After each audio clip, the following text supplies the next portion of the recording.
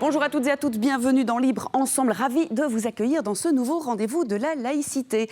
Aujourd'hui, Jean Cornil rencontre Frédéric Martel, journaliste et romancier français pour son dernier ouvrage, Sodoma, une grande enquête sur l'homosexualité au cœur du Vatican. Un entretien signé le Centre laïque de l'audiovisuel.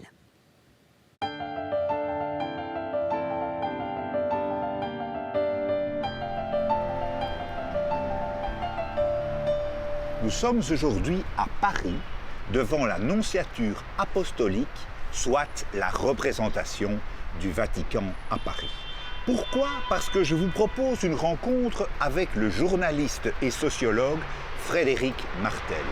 Frédéric Martel est l'auteur de nombreuses enquêtes, notamment sur la mondialisation culturelle et la longue marche des homosexuels pour la reconnaissance de leurs droits. Son dernier livre, Sodoma, relate une enquête fouillée de 4 années au cœur même de relations homosexuelles dans la cité du Vatican. Je vous propose de m'accompagner chez Frédéric Martel.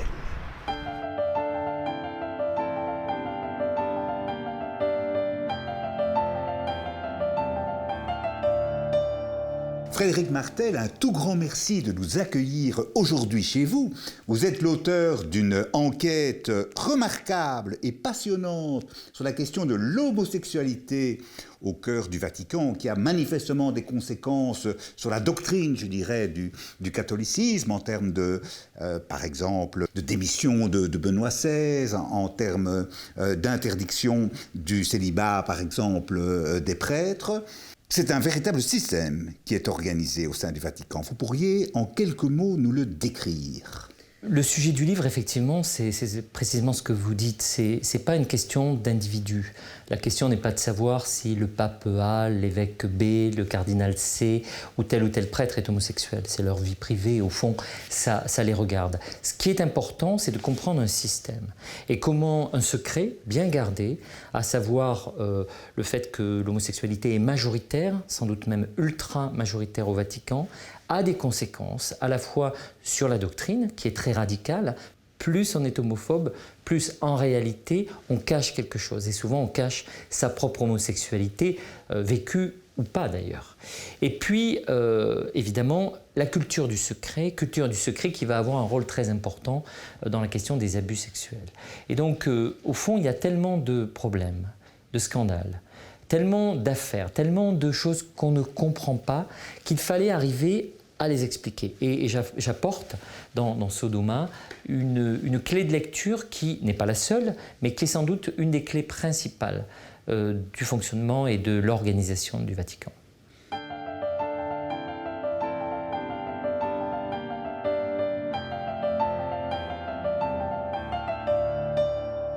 Ce qui m'a frappé dans les différentes règles ou les déductions que vous avez faites de votre longue enquête, c'est par exemple que plus, comme vous l'expliquez, plus un prélat est homophobe, plus il a de chances d'être lui-même homosexuel. Il y a donc une forme, d'une certaine manière, de schizophrénie au sein de l'Église catholique.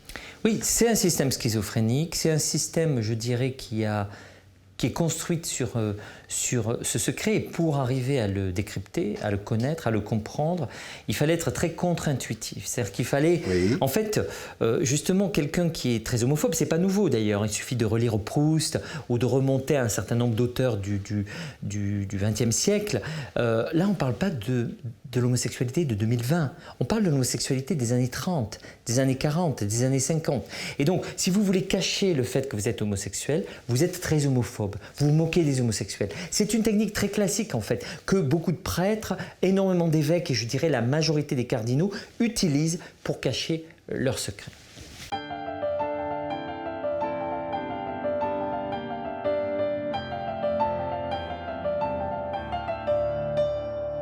Quelle a été la réaction du pape François ? Écoutez, c'est un livre qui a eu d'abord un écho international. C'est un livre qui est apparu dans 8 langues, qui est aujourd'hui à peu près traduit dans une vingtaine de langues, qui a été un best-seller dans 15 pays, qu'il est actuellement en Allemagne depuis cette semaine. Le livre vient de sortir depuis quelques temps en Allemagne. Énormément d'articles de presse, des milliers partout, dans plus de 60 pays. Et les réactions ont été évidemment très feutrées au sein du Vatican. Vous savez, on ne parle pas de ces choses-là, on ne parle pas de ces livres-là. On les lit en secret, mais on a tendance à faire en sorte que le sujet reste entre soi. Le pape s'est exprimé dans une conversation avec un très célèbre représentant des victimes d'abus sexuels au Chili, et il a dit « J'ai lu ce livre, c'est bien, ok, sans jugement de valeur, oui. Je savais tout ça. Je savais tout ça. » C'est-à-dire que le pape... Après, il faut voir dans les détails, bien sûr. Mais ça ne l'a pas surpris, comme ça n'a surpris personne. Tous les cardinaux, les prêtres, mais aussi les vaticanistes. Vous savez, ces vaticanistes, ces célèbres vaticanistes, il y en a même en Belgique, hein, des vaticanistes dont le métier, c'est d'écrire que sur le Vatican. Mais ils savent tous tout ça. D'ailleurs, ils me l'ont dit, ils me l'ont raconté souvent. Moi, je leur parlais d'un cardinal, est-ce qu'il est homosexuel? Ils me disaient, mais oui, je sais, on le sait. Donc, en réalité, tout le monde savait ça. Je dirais même, le grand public savait. Le grand public a compris qu'il y a un problème. Vous savez, vous avez aujourd'hui 6000 prêtres qui sont aux États-Unis accusés d'abus sexuels. Il y en a 3000 en Australie. Il y en a 1000 en Irlande, 1000 en Angleterre, des milliers en Suisse, en Belgique, aux Pays-Bas, en Espagne, en Italie, en France, en Grèce, etc. Tout le monde a compris qu'il y avait un problème de secret, de vie privée, que le célibat des prêtres n'existait pas. Quoi que dise le pape Benoît XVI dans un livre récent, ça n'existe pas, presque jamais. Alors, est-ce que c'est hétérosexuel? Est-ce que c'est homosexuel? Est-ce que c'est sublimé? Est-ce que parfois, hélas, dans un petit nombre de cas, 3-4%, pas plus, ça peut se traduire en abus sexuel? C'est évidemment un débat complexe. Mais il y a un mensonge généralisé. Mais il n'y a pas que des abus sexuels, il y a aussi des histoires d'amour. Oui, et c'est ce qui est, au fond, je dirais, le problème principal de l'Église, le problème principal du catéchisme, le problème principal du discours de Jean-Paul II, du discours de Benoît XVI, c'est d'avoir toujours nié la réalité. Et au fond, on dit, tout prêtre qui aura une relation avec une femme, toute relation sexuelle, quelle qu'elle soit, de quiconque, avant le mariage, en cas de divorce, tout homosexuel, tout ça c'est mal. C'est de l'ordre du péché. Les abus sexuels, c'est aussi de l'ordre du péché. Et donc, du coup, on a tout égalisé. Coucher avec une femme avant le mariage, c'est un péché, comme avoir un abus avec un enfant de 10 ans. Et la faillite de Benoît XVI, la faillite de Jean-Paul II, elle est là. Parce qu'il fallait distinguer deux choses. Oui. On peut être contre le mariage. On peut éventuellement avoir des doutes sur l'homosexualité. Pourquoi pas? Mais dans un cas, on est avec une relation légale, avec un majeur consentant, que ce soit une femme, un homme, avant, après le mariage, peu importe. La loi l'autorise d'une part. Et d'autre part, il y a des relations sexuelles avec des mineurs de 15 ans ou dans des relations sans consentement, de viol ou d'agression sexuelle, ou alors des relations sous une autorité. Par exemple, celle d'un prêtre vis-à-vis d'un élève, ou d'un prêtre vis-à-vis d'un séminariste, ou d'un évêque vis-à-vis d'un prêtre. Et ça, c'est illégal. Et cette distinction n'a jamais été faite par Benoît XVI. Elle n'a jamais été faite par le cardinal Sarah, par exemple. Elle n'a jamais été faite par Jean-Paul II. Et la faillite de l'Église, elle est là, et elle est définitive.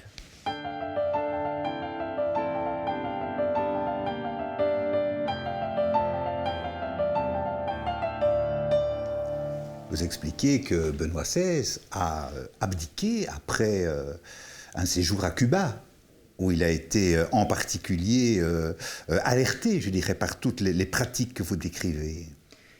La démission d'un pape, qui est une première dans l'histoire depuis le Moyen-Âge, depuis très longtemps, c'est probablement le résultat de facteurs multiples. La santé, des questions de santé ont joué, des questions d'incompétence de son secrétaire d'État, Bertone, des questions peut-être de chantage, d'erreurs financières graves, les abus sexuels très nombreux partout dans le monde.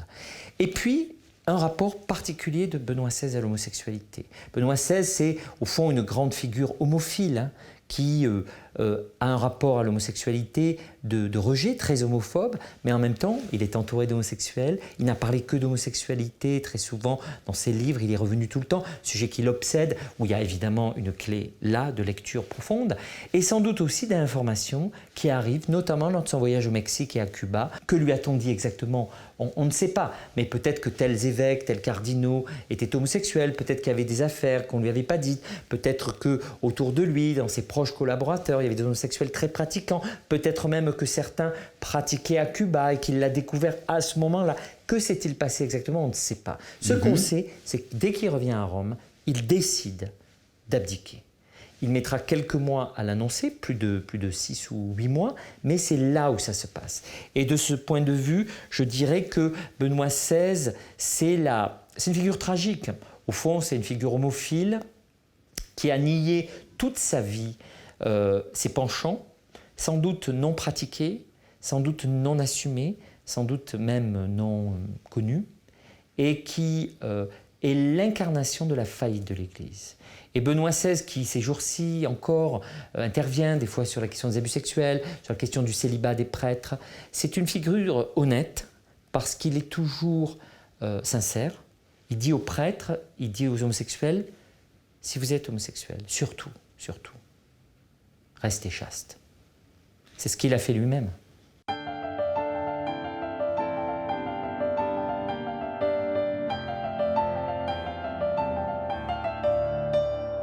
Est-ce que vous pensez que le pape actuel, François, face aux courants les plus traditionnalistes, les plus rétrogrades de l'Église, peut faire évoluer l'Église catholique ? Alors d'abord, le pape François, c'est une figure complexe. Moi, je suis français. Déjà, on a un peu des doutes. Vous savez, il suffit de relire Michelet ou Voltaire ou Pascal ou même regarder l'histoire de la Révolution française pour que les jésuites, vous savez, on les aime pas beaucoup. Ensuite, c'est un péroniste, donc un Argentin très nationaliste. Et enfin, c'est une figure de 80, 83, 84 ans. Donc, personne âgée, jésuite, péroniste. On ne peut pas attendre du pape François qui prenne un rainbow flag et qu'il aille à la Gay Pride de Rome. Donc, ce n'est pas une figure ultra-progressiste. En même temps, moi, je ne l'aimais pas beaucoup au début, pour les raisons que je viens de dire. Et j'ai appris à l'aimer. J'ai découvert comment cet homme, peut-être à rebours de ses propres préjugés, a commencé à comprendre. Il a compris que l'homosexualité était omniprésente au Vatican. Il s'est dit, mais le problème, c'est l'hypocrisie. On ne peut pas avoir une vie comme on l'a, comme je le sais, comme je le vois au Vatican, et interdire partout dans le monde ce que nous-mêmes on vit. Par ailleurs, il a compris qu'il fallait faire évoluer le célibat des prêtres, la question des femmes, la question du mariage des prêtres. Il n'a pas pris de décision abrupte, radicale. Il a suivi une politique de petits pas à pas. Il essaie de faire changer les choses. Le synode de 2014, le synode de 2015, le synode sur l'Amazonie en 2019, où il a accepté que dans des cas très particuliers, des prêtres puissent se marier. Mais d'ailleurs, c'est une réalité. D'abord, il faut savoir que les prêtres anglicans qui ont été intégrés à l'Église catholique par le pape Benoît XVI étaient déjà mariés. On ne les a pas démariés, ils sont encore mariés. Donc vous avez des prêtres catholiques mariés. Ensuite, vous avez tous les prêtres de ce qu'on appelle les chrétiens d'Orient, notamment les maronites.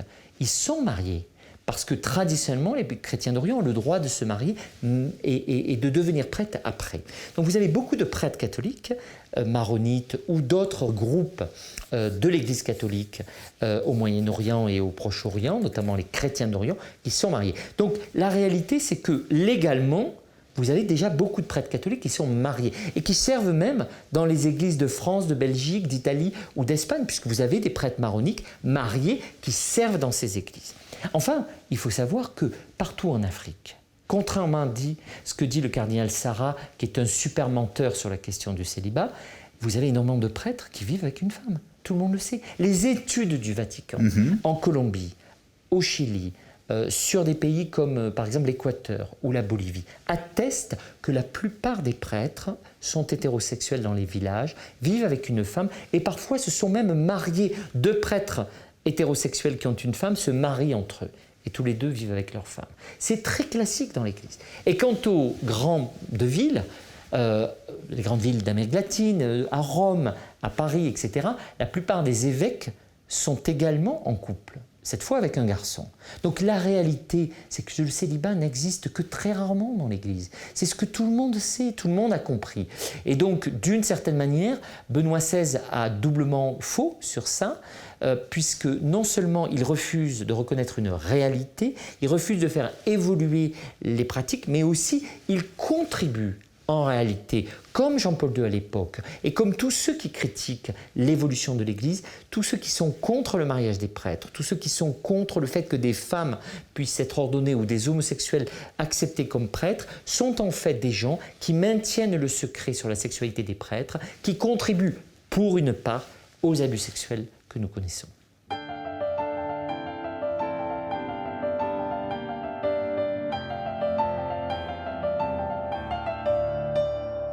Dans l'épilogue de votre enquête de Sodoma, vous parlez de vous, et je trouve de manière très émouvante, vous expliquez que vous avez été chrétien jusqu'à 13 ans et puis que vous avez été influencé 11 ans, par... 11 ans. 11 ans, excusez-moi. Et que vous avez été influencé par corrigez-moi si je me trompe, par l'abbé Louis, qui vous a marqué dans votre développement et qui est manifestement mort du sida, comme vous le racontez. Oui, je pense que c'est une histoire, c'est pas tellement de moi que je parle, c'est plutôt de lui. Oui. Ce que je raconte, c'est le fait que beaucoup de gens ont vécu ça. On a été proche de prêtres, c'est un prêtre extrêmement honnête, hein, et d'ailleurs très, très secret. Lui, comme beaucoup d'autres, avait un secret. Il avait une double vie homosexuelle et il est mort du sida. Et cette histoire est touchante parce que c'est aussi quelqu'un qui a été abandonné par l'Église quand son évêque et ses curés, les curés de la région d'où je viens, dans le sud de la France, ont appris qu'il était malade du sida, l'ont abandonné. C'est une église sous Jean-Paul II qui a abandonné ses prêtres quand ils étaient malades du sida, qui n'allait pas les voir, qui voulait nier cette réalité, alors qu'eux-mêmes, très souvent, continuaient à avoir qui une maîtresse, qui un boyfriend, parfois des prostituées, comme c'est le cas très souvent à Rome. Et donc voilà, je pense que ce n'est pas un livre contre l'Église, puisque tous ceux que je critique, le cas échéant, ce sont essentiellement des prêtres homosexuels. Donc c'est d'abord une critique, je dirais, de la communauté homosexuelle, si on veut prendre mon livre au pied de la lettre, même si évidemment c'est un livre pro-gay et favorable à la question gay. C'est un livre contre l'hypocrisie et contre un mensonge, je dirais même contre l'un des plus gros mensonges des 50 dernières années.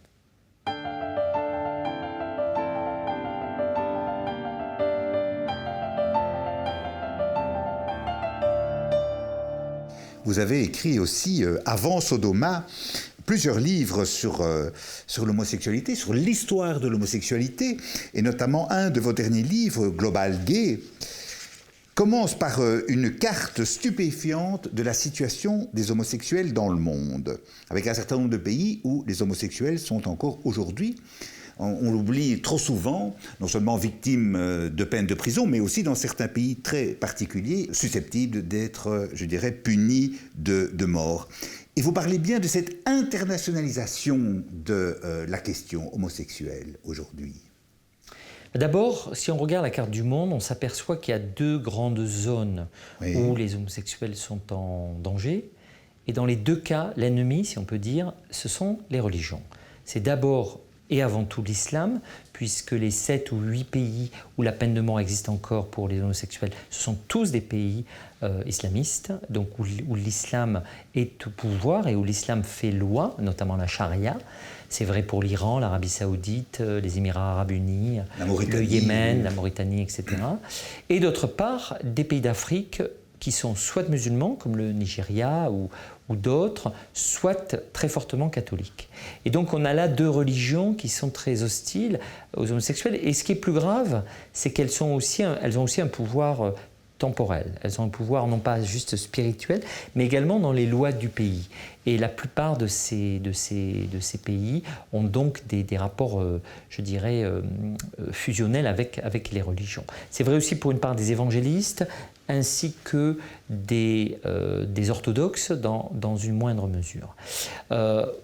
Voilà, alors du coup, moi, tous les livres que j'ai faits, c'est vrai de Global Gay que vous venez de citer, de Sodoma, c'est vrai de Mainstream, de Smart, de la culture en Amérique, les 5 ou 6 derniers livres que j'ai faits sont des enquêtes longues de terrain, à l'international, autour de sujets difficiles et avec toujours un prisme, je dirais, nouveau. Je pense que quand on fait un livre, vous savez, il y a des milliers de livres qui paraissent chaque année en Belgique ou en France.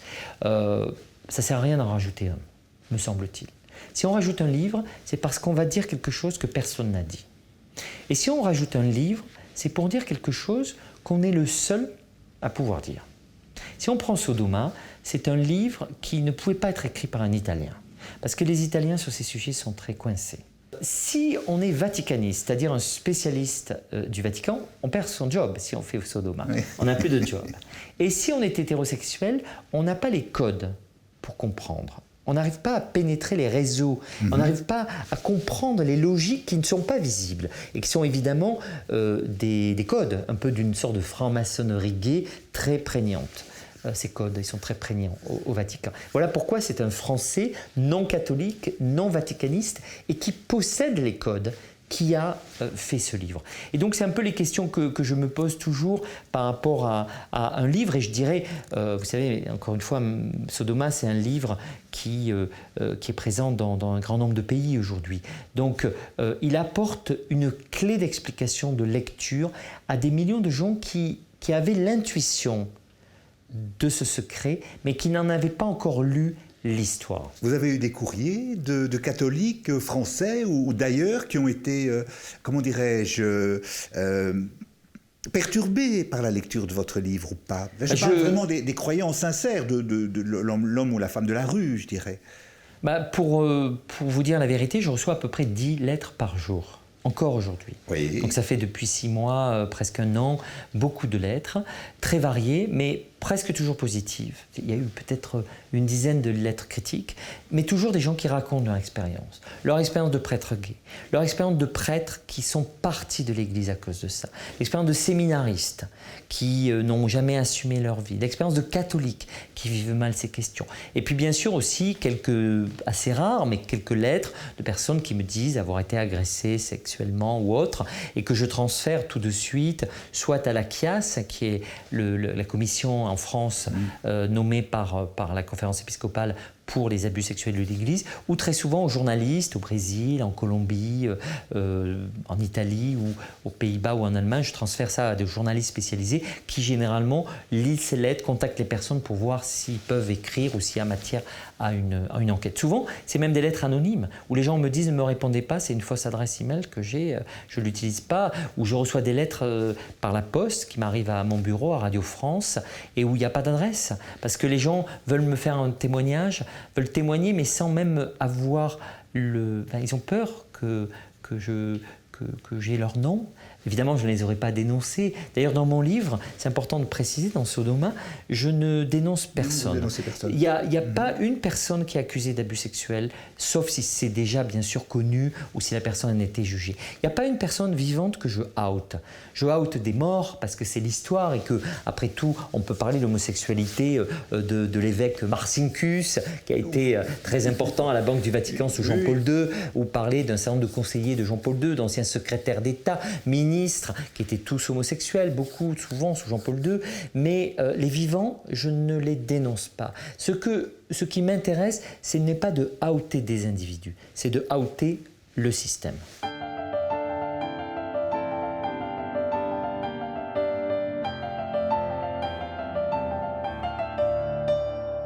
Je reviens sur la question homosexuelle. Vous écrivez dans Global Gay « La tolérance croît sur la question gay ». Vous êtes plutôt optimiste avec le développement des réseaux sociaux et de la culture Internet. Vous dites les homosexuels, nous maintenant les gays, nous ne sommes plus seuls. Je dirais qu'il y a un double mouvement. Oui. Vous avez d'abord un mouvement de plus grande tolérance qui est vrai dans un très grand nombre de pays, c'est vrai bien sûr presque partout en Europe, en Amérique du Nord comme du Sud, partout d'ailleurs en Amérique latine, et dans des pays très étonnants comme malgré tout le Japon, la Corée, même en Inde, etc. Donc c'est un mouvement où on est passé en 20 ans, parfois même depuis 5 ou 10 ans seulement, de la pénalisation de l'homosexualité à la pénalisation de l'homophobie. Retournement historique considérable et d'une rapidité qui est très grande, qu'il ne faut pas sous-estimer. On dit toujours c'est lent, c'est difficile, mais regardez la question noire, regardez la question des femmes. Ça a pris des décennies. Là, l'homosexualité, parfois, c'est en quelques années qu'aux États-Unis ou à Taïwan ou encore dans un pays parfaitement inattendu comme, je dirais, certains pays d'Amérique latine, les choses ont changé. Et puis, il y a un autre mouvement parfois, je dirais, plus difficile à percevoir, mais qui est d'une opposition plus grande, notamment sur le plan légal, dans des pays, notamment musulmans, où là, le discours légal a eu tendance à se durcir, et les pratiques également, avec des pogroms, réellement, j'emploie le mot à dessein, c'est-à-dire des gens qui étaient assassinés, jetés parfois, vous savez, en Irak ou en Syrie, du toit d'une maison, donc, et lorsqu'ils tombaient par terre déjà à moitié morts, ils étaient lapidés à coups de pierre. On a vu ces images liées à Daesh ou liées à des groupes islamistes ultra radicaux. Et puis ailleurs, des comportements avec des comportements très irrationnels contre les homosexuels. J'attire aussi votre attention sur le fait que la loi, moi je suis un enfant de la Révolution française, comme tous les Français, on croit à la loi, on croit aux droits de l'homme, et c'est très important. Mais la loi n'est pas tout. Vous pouvez avoir des lois favorables ou silencieuses, c'est par exemple le cas en Égypte, mais par contre des pratiques qui peuvent être très homophobes. À l'inverse, vous avez à Cuba, par exemple, une loi qui est assez homophobe, mais des pratiques qui sont assez... plus tolérantes. Qui acceptent davantage l'homosexualité. Donc c'est là où dans Global Gay, d'une certaine manière, il était important, non pas simplement d'être dans sa salle à manger, comme ici, et de faire un livre en tapant sur Internet. On peut faire ce genre de livre, c'est pas ma manière de faire. Moi, j'ai voyagé dans plus de 50 pays, je suis allé interroger les gens, voir les situations des patrons de bars, des militants, mais aussi des patrons de médias, et aussi des leaders homophobes, pour les interroger et voir sur le terrain comment ces questions-là se posaient. Frédéric Martel, un tout grand merci pour cette rencontre. Merci à vous.